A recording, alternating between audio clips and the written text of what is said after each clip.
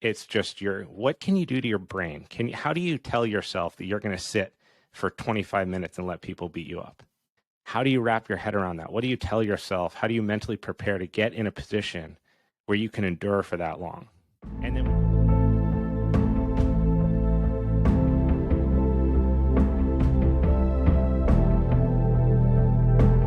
hello, friends. Thank you for tuning into this week's episode of the Mayn Idea Podcast, where today I am once again the host and the guest. A quick reminder for those that enjoy this podcast, please take 30 seconds and leave a 5-star review on Apple or Spotify and subscribe to the YouTube channel.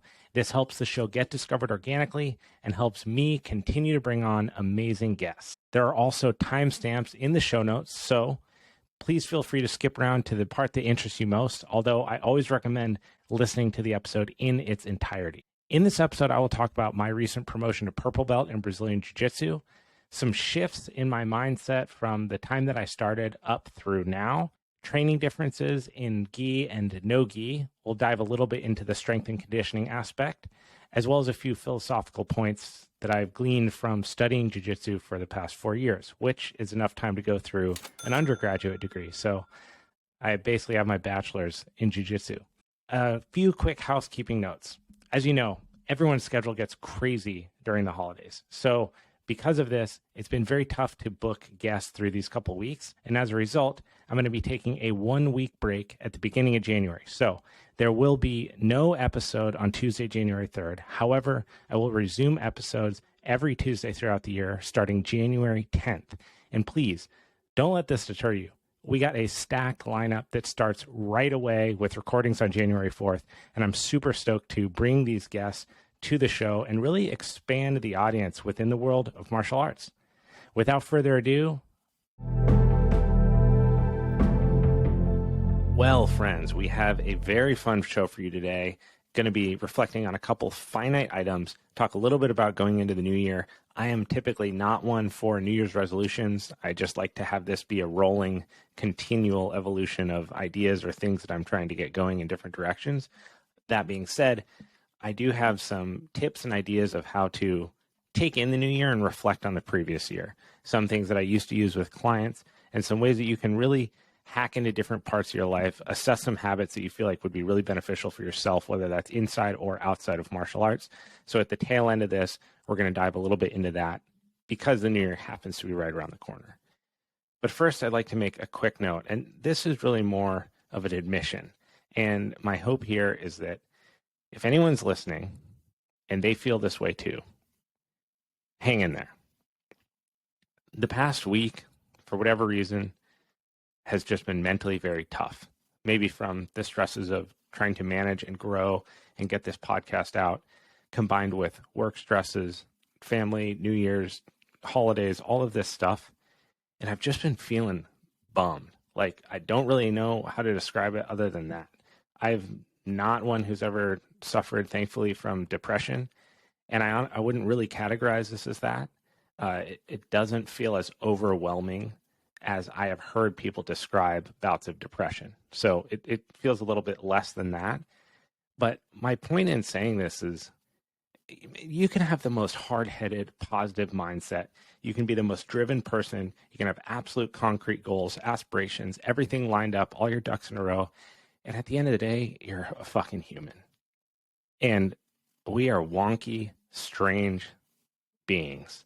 And sometimes you're just going to feel like you're in the gutter. And that's how I feel right now. And to be fair, just talking about it feels a little bit better. I'm not one to wear my heart on my sleeve, but I've just been in the dumps and I can't figure it out. There's no David Goggins episode clip that I can listen to. There's no book that I can read. There's no love that I can get from my fiance. There's no amount of anything right now is pulling me up from the spot. But I know that it's temporary.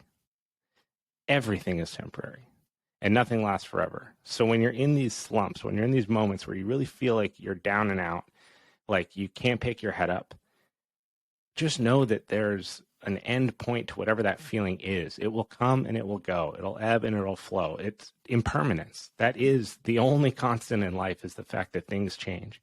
And maybe you can hang your hat on the fact that this too shall pass, so to speak.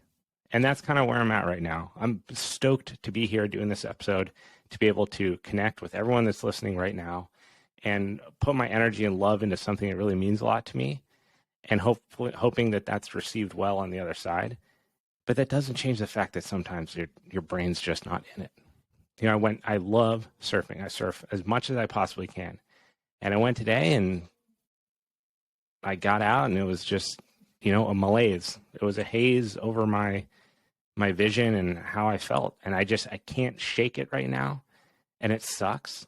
And I don't know if anyone else ever deals with that, but reach out. I don't know. Maybe we don't talk to each other enough about this kind of stuff. So that's that.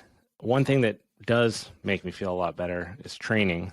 And right now, the academy is closed because of the holidays, so maybe that has something to do with it. But if you're listening to this and you're feeling bummed or down, know that it'll pass, just like this will for me. And then everything will be chill, and you'll get to move forward and keep trucking along, doing the things you love and getting after the things that mean the most. So, soapbox over. Time to dive into it.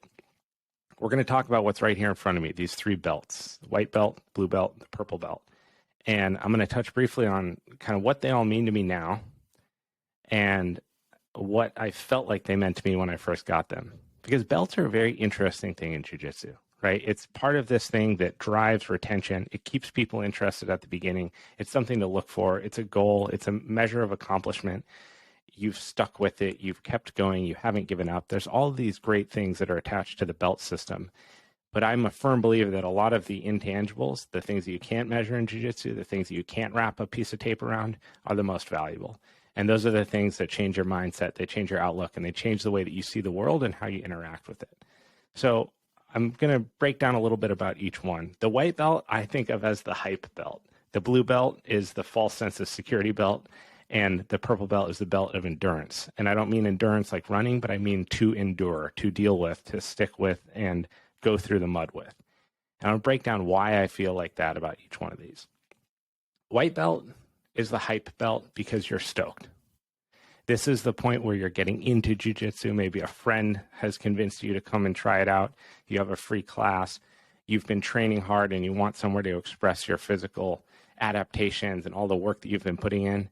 Or maybe you have a background in different martial arts. But no matter what, when you get the white belt, when you start the journey, when you start doing this thing, you are hyped.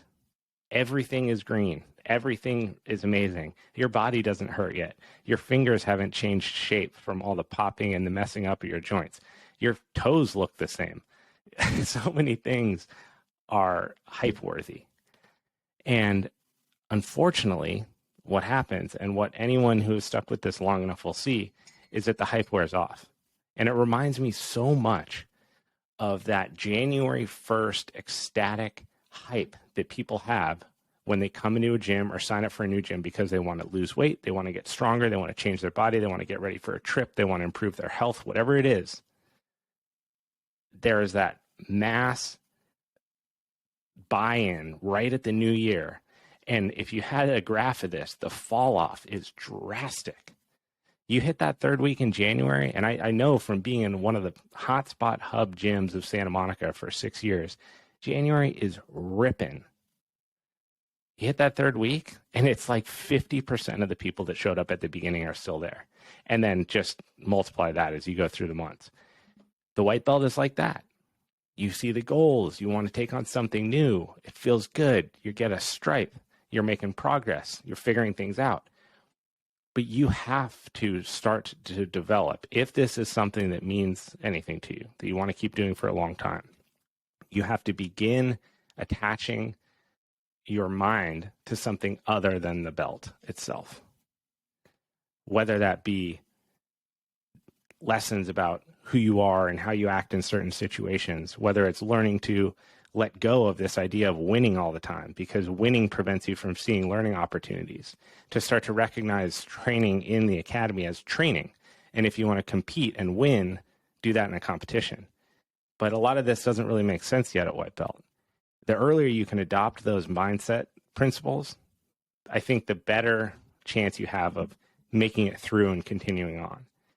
So this hype belt idea, it really felt like that when I started. This is the first, the belt that came with my gi off Amazon. And it still feels like that now. The excitement, the new shiny new carness of jiu-jitsu is very different now, 4 years later at purple belt, than it was when I first started. There's things that I love the same, but that belt shows me that I made it through the excitement period. And that's why it means a lot to me. That's why I keep it. That's why I've never washed any of these, which is absolutely disgusting now that I think about it. But I keep the white belt around to remind me to not let the hype get the best of me.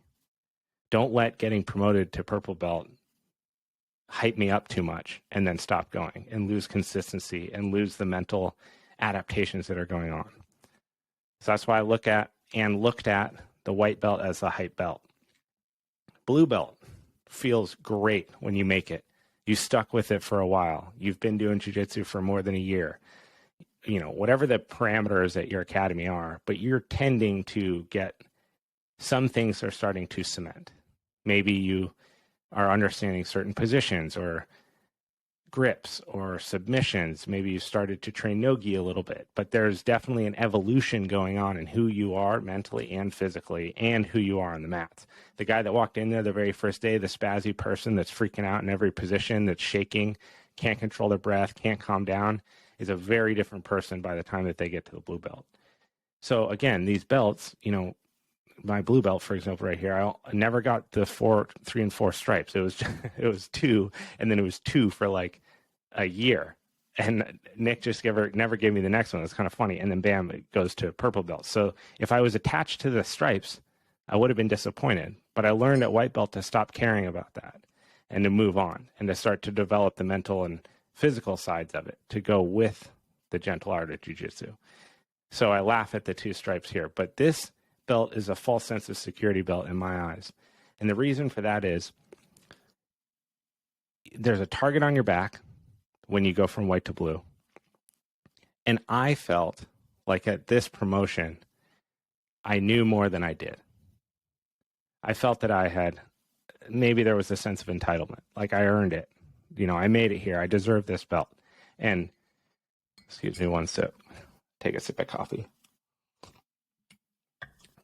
That feeling is false because when I got promoted to blue belt, I hadn't yet understood the levels to each belt. The fact that Kolabate and Art of Jiu-Jitsu is a purple belt, but the guy is an ADCC competitor and he beats black belts. I never knew that yet.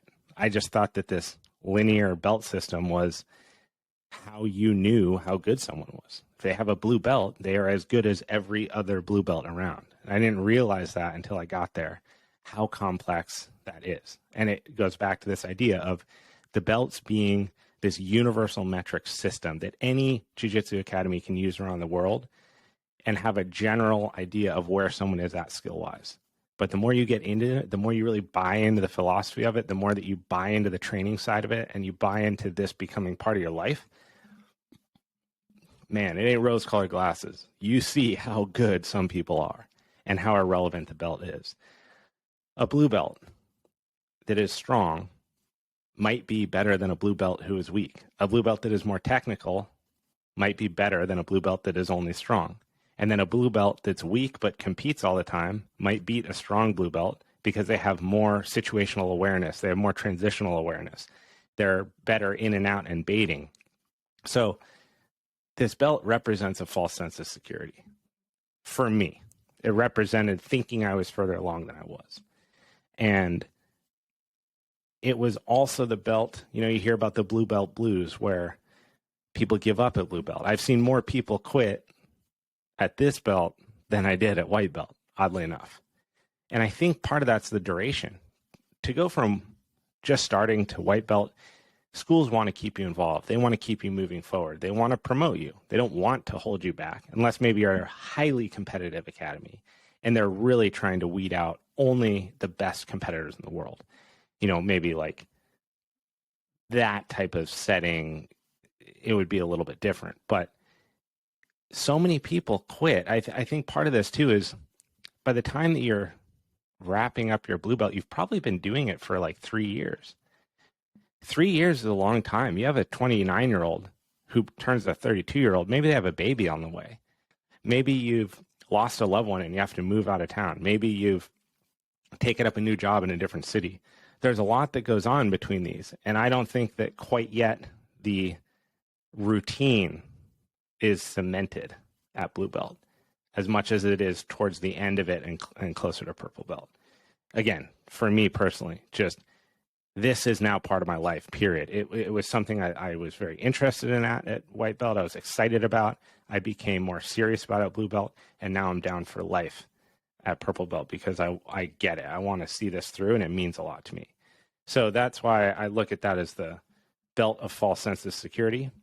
And the purple belt, although it's very new, I just received this in December. I think of this belt as the belt of enduring. Getting it felt strangest of all the other ones. Even more, than getting the 4th stripe on the white belt and knowing that blue belt was around the corner, or starting to get stripes on the blue belt and knowing purple belt was there. But when this happened, I'll tell you a little bit about how it happened. So at my academy, for belt promotions, you do a Shark Tank. So this is from white to blue belt, it's a 15-minute round. From blue to purple, it's a 20-minute round. And from purple to brown, I think it's 30. And then from brown to black, I believe it's an hour. So it's a 20-minute round. We ended up going 25 minutes because they weren't watching the time. So got that little notch in the belt. But for those 20 minutes, anyone can attack you at any time, fresh. And you cannot time out. You cannot stop. You have to last the whole time to earn the belt. And what it really becomes is a lesson in survival. And I think that's true whether it's going from white to blue or blue to purple. But it's how much can you endure in this time frame? Can you just eat shit for 20 minutes? Can you get submitted and move on? Can you try your best to escape and protect yourself, knowing that right around the corner is an absolutely fresh black belt ready to tap in and attack you? You're getting submitted. You're getting ragdolled. It's just such an intense 20-minute period, but it's all about survival. It's just what can you do to your brain? How do you tell yourself that you're going to sit for 25 minutes and let people beat you up? People that you trust, thankfully. I think that makes it a lot easier. These are people that you know, they're from your academy. But there's some people you don't. There's some people that come from other schools. There's some people that are visiting. So you have camaraderie with a lot of people, but there's some that you don't. How do you wrap your head around that? What do you tell yourself? How do you mentally prepare to get in a position where you can endure for that long? And then when you get it, it didn't really feel like much, to be honest. But I reflected a lot over the next couple days.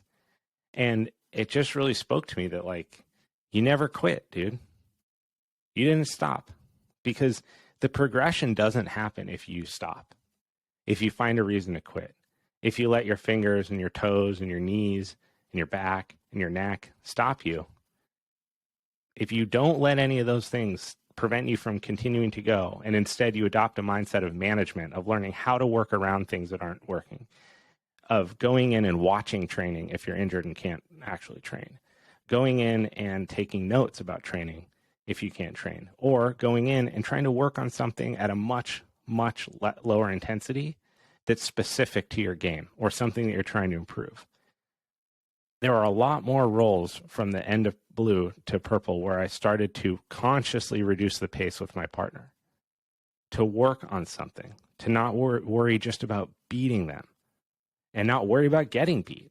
If you go for something that's new that you're trying to work in your game and you get tapped, who cares? This is your training partner. This isn't your enemy, and it's not someone that you're competing against. And those understandings really cement here. This is endurance. This is staying. It's not giving up. It's digging deep when your body is telling you to chill, and also learning how and when to chill and relax and recover when your body is speaking to you. Again, something I wasn't learning at white belt. I spent more time injured as a white belt than I have blue and purple combined, because I didn't listen to my body. I didn't rest. I wasn't disciplined in my recovery. Now, I am very disciplined in my recovery. I stretch every single night before bed. I have sauna integrated into my week. My training frequency and intensity undulate more pragmatically to accommodate the high frequency of jiu-jitsu, things I wasn't doing at white belt. White belt, I was competing in Olympic weightlifting, training 6 days a week, and then also training jiu-jitsu. Your body can't handle that. And that's another reason why you see people fall out, is they don't manage the other things in their life well enough to allow their body to continually to adapt and change and get better. So again, that's why this means endurance to me, to endure, to last. So I think if you can look at the belts and realize that results are not instantaneous, that progress takes time, and that pain, tightness, and discomfort are going to be present, and you acknowledge those things, you will move along the track. But if you get deterred by any of those, the door is very easy to walk out and even easier to find. So I have not quit. I'm not going to quit. I really love this art form, and it's a special place where you can go, let all the shit in your life go, truly, because you have to be present when someone's sparring with you. Ditch your ideology, ditch your political whatever, and just train with other people that have showed up to do the same thing. And it's a special place, and I'm very grateful to be here and to be surrounded by people that I care about and that are pushing me to become a better person. So we'll talk a little bit now about the gi and no gi. So there are a lot of similarities with gi and no gi training. I didn't really get into actually training no gi until I moved down to Encinitas. I did a little bit in LA, but really at Blue Belts where it started to be a big part of my year. So we spend half the year at Gracie, Humaitá, Carlsbad in the gi and basically half the year out of the gi. There's always gi and no gi classes sprinkled throughout, but the bulk of training changes like that. I love no gi training, but I didn't grow up a wrestler. So trying to learn wrestling at 30, 32, 33, I'm going to be 34 in like 2 weeks. Jesus Christ. It's a bitch, man. Learning how to wrestle in your 30s is tough on your body. And I'm someone who's spent the better part of my entire life preparing my body to take on something like learning wrestling. But the errors that I make are so grave, like shooting, leading with my head and jacking my neck up, thinking for a hot second that I'd be able to do a judo throw on Steve, to which he just basically tucked my hand behind my back, picked me up, and threw me on my head. And there was absolutely no harm, no foul by Steve. I stand by that. This was a heat of the moment thing, and it was a rude awakening for me to sit there and go, damn, I don't know anything about wrestling. You can be an athletic person, you can be a strong person, but you get someone who's more technical than you in a wrestling exchange, and you are effed. So there's a lot of similarities, a lot of transfer, a lot of passover from one to the other. I think that my gi game has increased tenfold in terms of pressure and awareness and spatial awareness because of no gi training.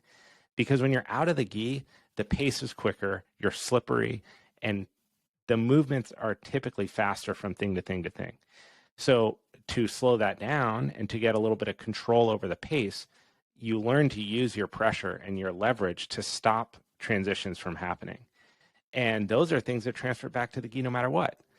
The biggest thing with the gi is that you have grips. So grips can control the pace, and they can also utilize forearm and grip integrity more than lat integrity. So I'm going to get in the weeds for a hot second here in terms of physiology. There's a muscle for those of you watching right now called your lat. It's right here on the side under your armpit, down kind of in the middle of your body, more towards the back. It's the muscle on swimmers and boxers that's huge. It creates the V in a V upper body shape. Big lats are used to help retract the shoulder. And in jiu-jitsu, in gi and no gi, they help depress and contract that joint. So when you grab someone, whether it's in a gi or whether it's like a monkey grip on someone and you're controlling them, in the gi you use the grip, right? So you have sleeve, collar. That's more forearm and grip strength. because of how your fingers are hooked into the collar and the sleeve or someone's pant leg.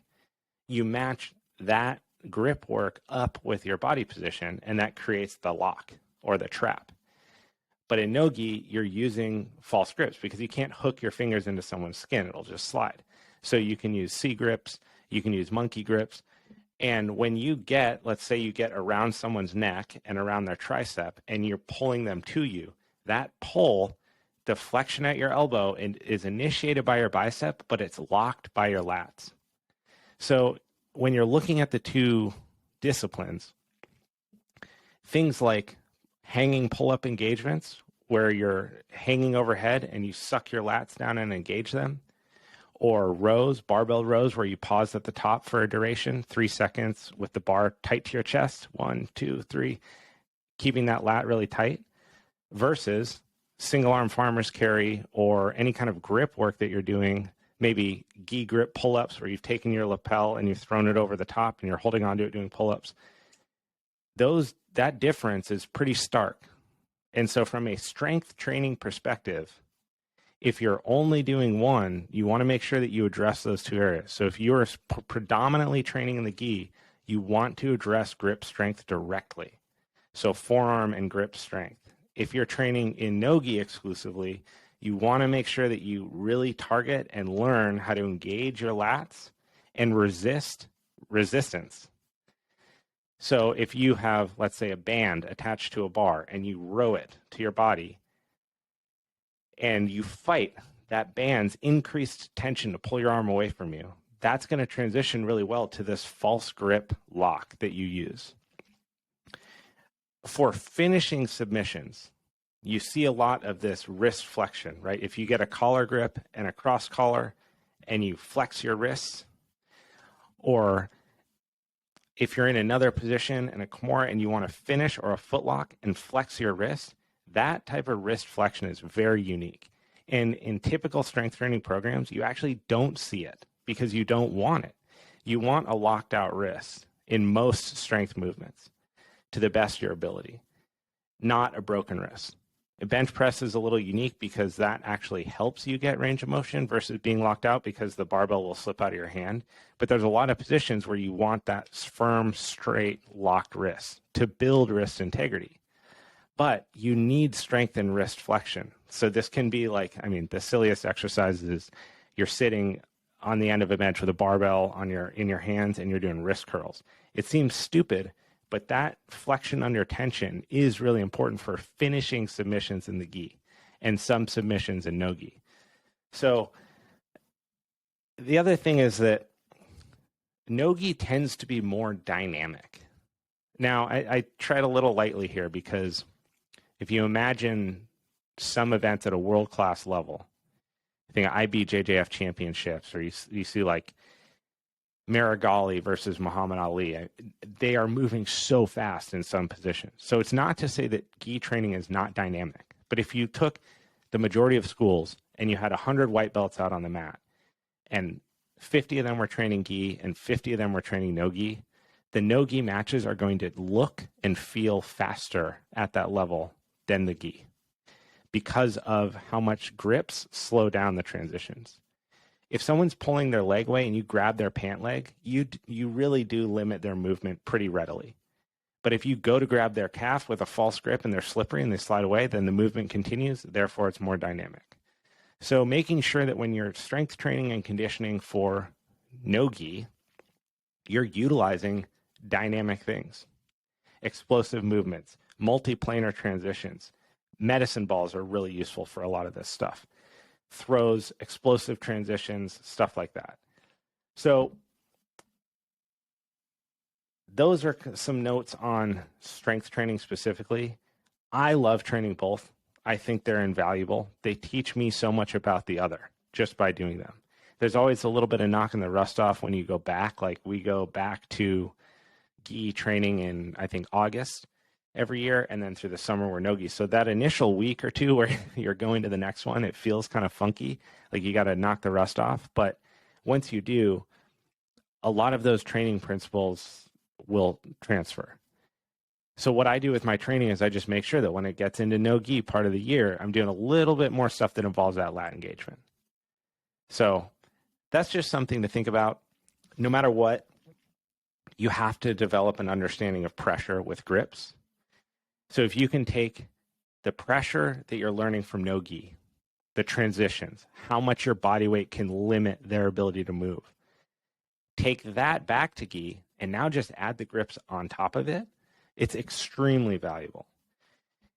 So to that end, I think that because of the grip limitation, the no-gi tactics tend to transfer better to the gi than the gi tactics to no-gi. That makes total sense because you're literally removing a lapel and a sleeve.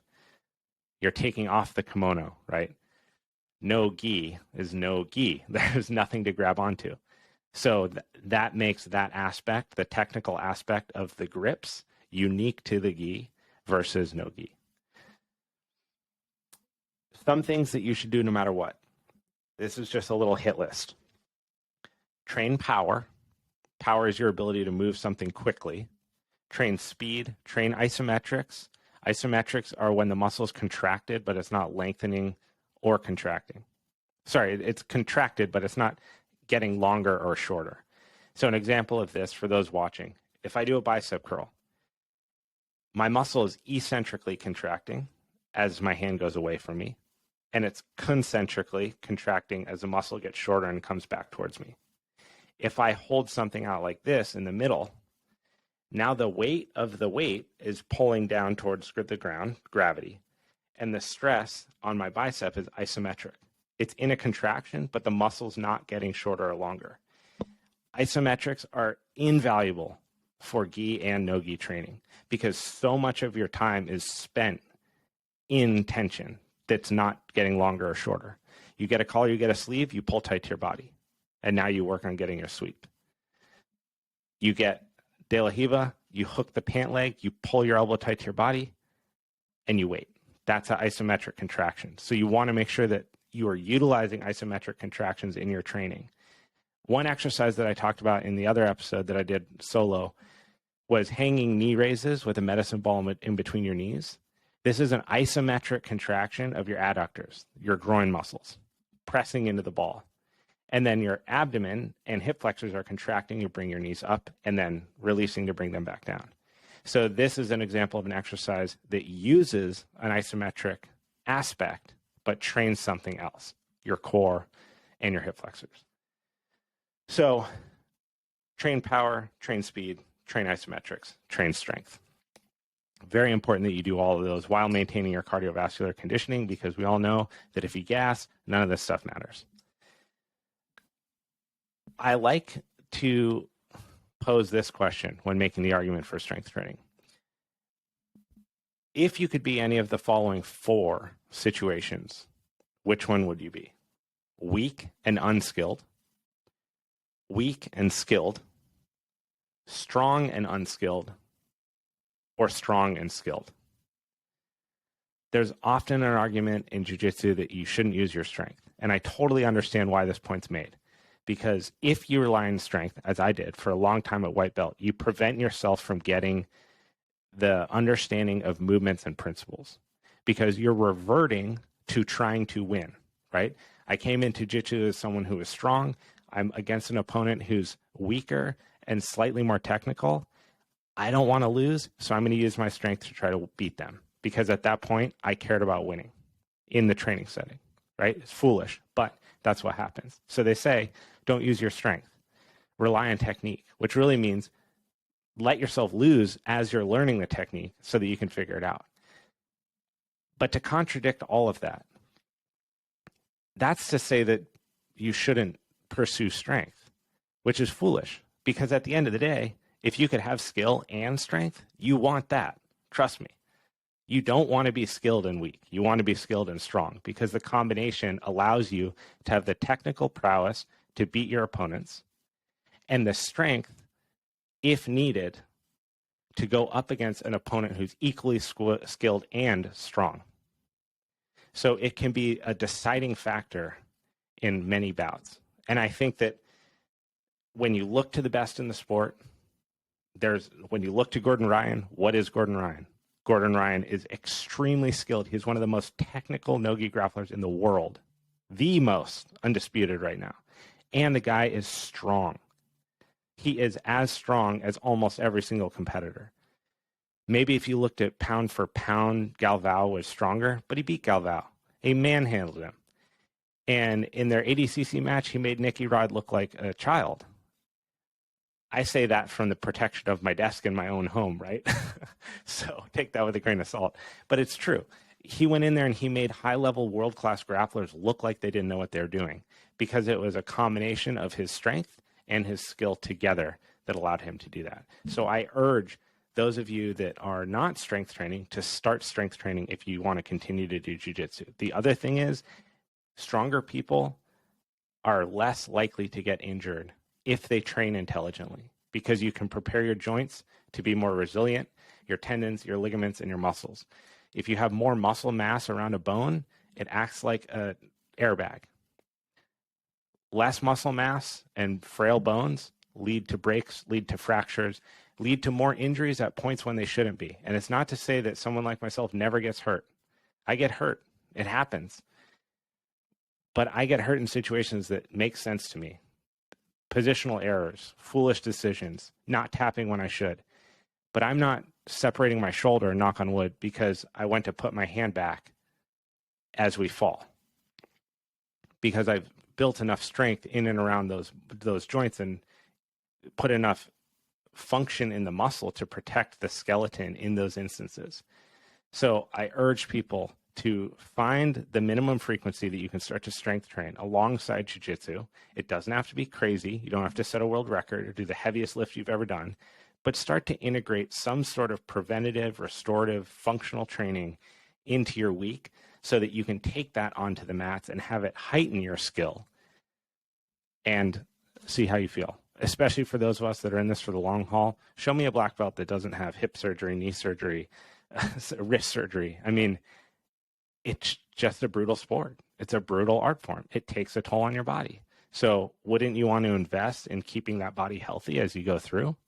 If you're curious about some exercises to do, in the solo episode I did 2 episodes ago, I break down 5 of the best exercises that everyone should be doing for jiu-jitsu, so go give it a listen.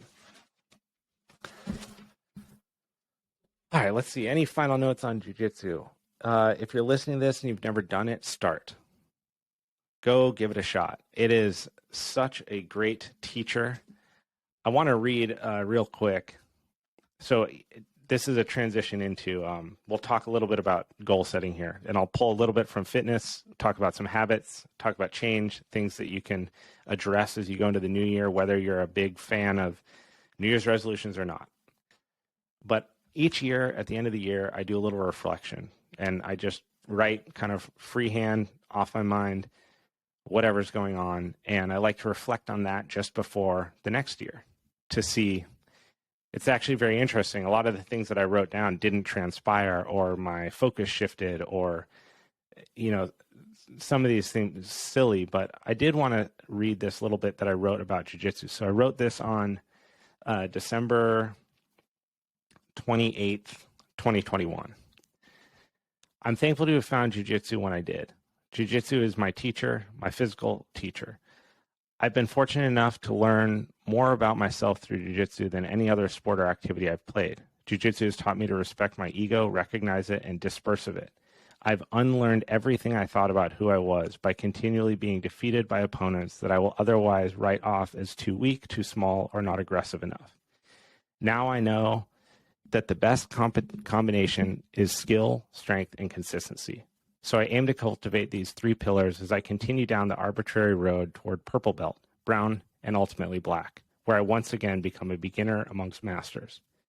I truly believe that jiu-jitsu doesn't even begin until the highest belt. Even that is a limited belief that is most likely wrong.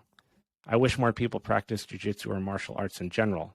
You learn a nuanced respect for your fellow countryman, teammate, and practitioner. You understand that we do have the ability to set aside ideological differences, slap hands, and engage in a 5-minute battle of chess meets CrossFit and gymnastics. Jiu-jitsu levels the playing field and brings you face to face with everything you think you knew about who you were. That's why I'm so grateful for the lessons, failures, and learnings of this gentle art. All of that holds true a year later. I think it's a fantastic place to start to better understand ourselves and to understand respect for those around you. So we'll talk a little bit now about the new year. Everyone loves New Year's resolutions, which are really just New Year's fall-offs because somehow they don't seem to stick. So what I'd like to do here is give you a little bit of actionables that you can take into. You don't even have to do them in the new year. You could do them tomorrow. You could do them 2 months from now. But I like to separate into 3 different pillars: fitness, mindset, and business. These are 3 big parts of my life outside of relationship, and they're things that I like to affect directly as I go through the year. And I'll talk a little bit about how I create these. Essentially, when you're working with clients in a one-on-one training situation, you want them to think of like an avatar for whatever the thing is that they're going to affect. So your fitness avatar, your mindset avatar, and your business avatar. And what those are items that you can attach a vision to. So it's easy in the fitness one because you can just visually picture someone who represents the level of fitness that you aspire to, or is a representative of health, right? Same thing with the avatar for mindset. It can be a person, male, female, whatever, that embodies the characteristics of what you're looking to shift towards. And the same goes for business. It could be a person, it could be a thing, it could be an idea, but something that you want to attach yourself to. And I like to just ask the question, what does this avatar look like in 365 days? And I would do this with clients all the time. So what brings you in? I want to lose weight. What do you want to lose weight for? I'm going on a trip. Okay. Close your eyes. You're on this trip. You're walking down to the beach. Who is this person? What do they look like? How do they act? Who do they communicate with? What are they eating? What are they carrying? Because most of the time, that vision is not going to be the person that you're talking to. It's going to be what they're thinking about. Perhaps they're already there, and that's great. And then you can work on maintenance and keeping these systems working. But in most cases, that avatar is different. They look different. They talk different. They act different. They embody different characteristics. They treat people differently than whoever this person is that they're in front of. And in this example, it would be us reflecting on who this future person will be. So I like to run examples by them, like the weight of this person, the strength of this person relative to their body weight, what their endurance is like, their flexibility, their physical appearance, how do they sleep, what medications are they on, what activities do they take up, do they compete in jiu-jitsu, whatever this is, you start with this avatar. And so what you can do for yourself is picture this person within the pillar of fitness. 365 days from now, what does this person look like? And what of those characteristics that I just listed do they embody? We do the same thing for mindset. What are their daily practices? How do they treat people? How do they react to stress? How do they react to death? How do they react to despair, excitement? What is their ideology? What are their beliefs? How do they react to social media? What do they engage with on a day-to-day basis? What podcasts are they listening to? This part of the exercise can really just be a brain dump. It can be, okay, I am writing down potential characteristics of a future mindset that I'd like to embody, and then pop, pop, pop, pop, just knock them all out. Then with business, you can do the same thing. What is the income of this business? How much money is it making? Where does it make its money from? What is its reach, its philanthropic effect, growth year over year? What medium is it in? Is it digital? Is it brick and mortar? Just starting to answer questions within yourself that start to paint this picture into real life. Because if you don't know where you're trying to go, how the hell are you going to get there? And what this does is makes a very overwhelming answer to that, because you know so much about this future version of yourself that you're trying to attain. And so what you do is you sift this all down. So you take those steps and you, let's say, we're going to use a super simple example. My future avatar is 50 pounds lighter than I am today. Okay, so 50 pounds 1 year from now. Where are they at half a year from now? Well, I'd like to lose 25 pounds by the middle of the year. Okay, 25 pounds. Where are they at a quarter of the year? Well, let's break that in half. So 12 and a half pounds. Okay, Now let's talk about how to manage 12.5 pound reduction in weight in the first quarter of the year.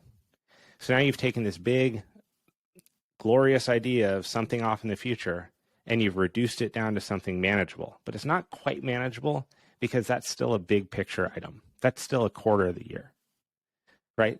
So what you have to do is come up with daily habits. And these were a massive part of our curriculum and how we treated and helped clients at Equinox, is helping them develop a daily habit that they can do that's an action step towards where they want to go. And that's why it's really important to define as broad as possible this avatar so that you can start to sift it down into something that you do on a daily basis.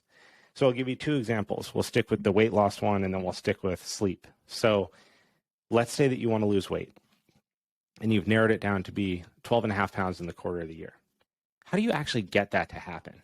Well, one of the ways is that you could get a gym membership if you don't have one. Or let's say that you have one and you don't use it. Then let's start going to the gym. Okay, but every time I go, it's infrequent. I get excited, I go in January and I stop. Okay, well, talk to me about how you get ready for the gym. Well, I don't know. I don't. I just go when I go, and sometimes I go at work if I have time, and sometimes I don't. And let's say that through refining this process, you realize that the driving factor to going to the gym is preparation. If your gym bag is ready, it's in your car, you got your water and your shoes are there, and it's all packed and done before you go to sleep, and you find out that that alone drives good behavior, it gets you to the gym more frequently than when you don't do it, then your daily habit to lose 50 pounds by the end of the year is to pack your gym bag. That's it.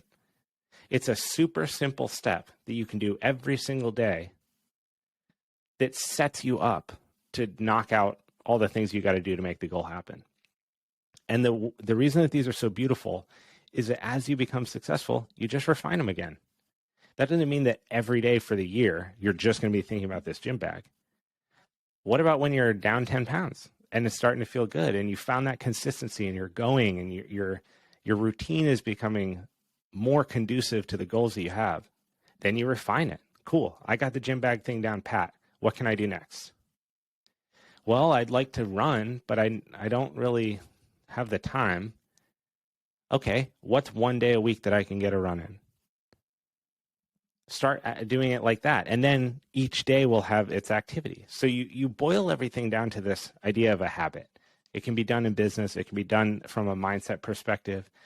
I'd like to be, think more positively. Okay, well, how do you do that? I could read books.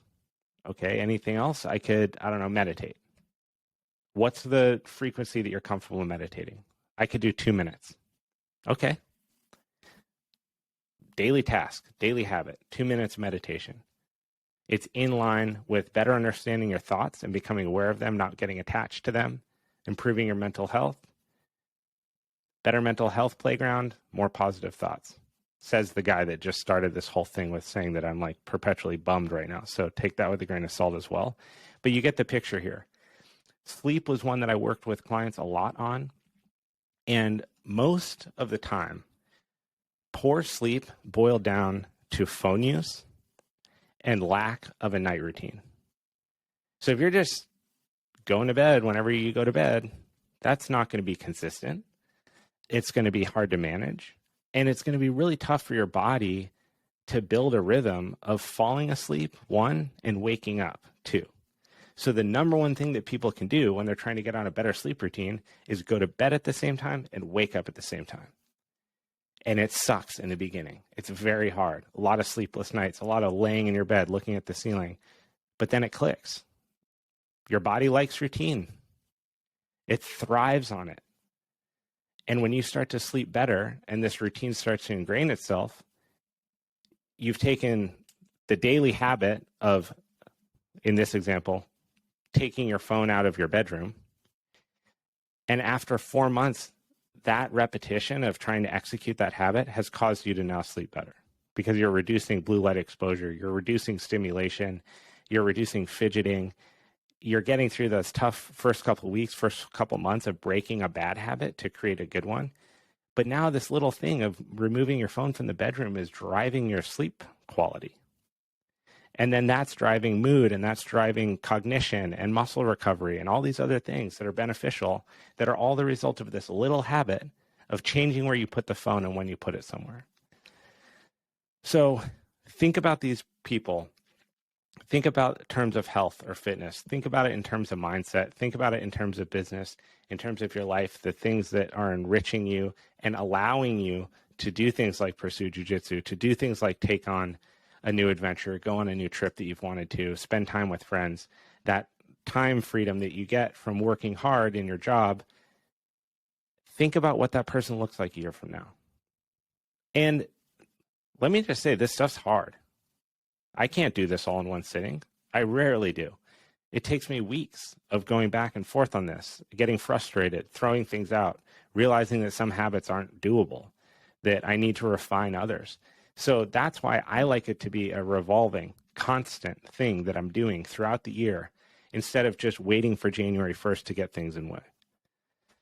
So daily habits, ask yourself, what does this person look like 365 days from now? Work backwards from there. Break it down into easy steps. Break it down into half the year. Break it down into a quarter of the year. Break it down into weeks. And then break it down into days. And I highly advise you to not select more than 3 habits that you're pursuing at a time and keep them separate from each other. You don't want 2 habits in fitness and 2 habits in mindset and 2 habits in business. Try to keep it so that you just have one habit that you're working on per pillar.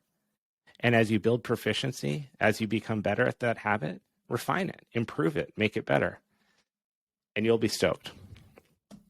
Well, I got through everything I wanted to get through today. Thank you all for listening. It's been really fun building this podcast this last year. I've gotten an insane amount of headaches from it.